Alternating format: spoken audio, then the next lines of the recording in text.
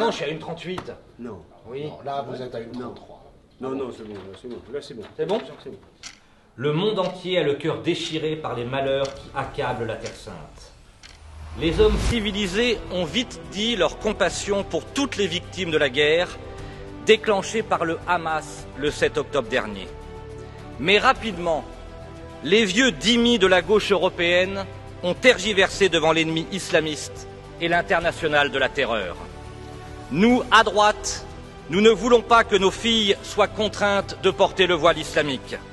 Nous ne voulons pas que nos fils, traités de sales blancs et de mécréants, soient contraints de baisser les yeux parce qu'ils sont les héritiers de 1500 ans d'histoire.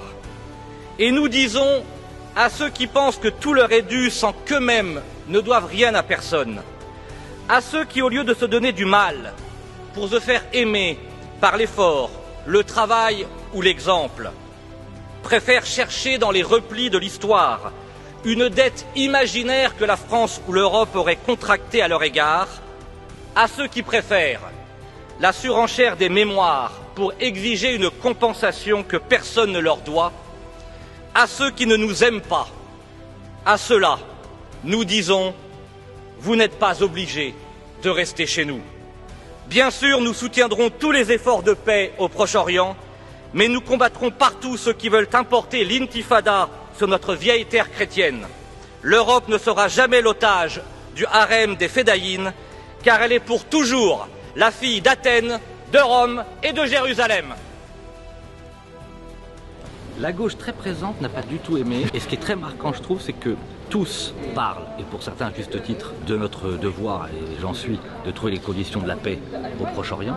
Mais personne, la paix au Proche-Orient c'est très bien, on est tous pour, il faut y travailler, mais personne ne parle de la guerre qui nous menace sur notre continent, chez nous en Europe. Ouais, et c'est quand même le déni, quoi. Voilà, c'est le déni, c'est l'aveuglement, on regarde toujours ailleurs, et Dieu sait que ça compte et on en parle très régulièrement, mais les progressions permanentes, quotidiennes, moi c'est ce dont on me parle chez moi en Sologne, dans ma commune, dans mon canton et partout sur le terrain en France, c'est on est en train d'être remplacé.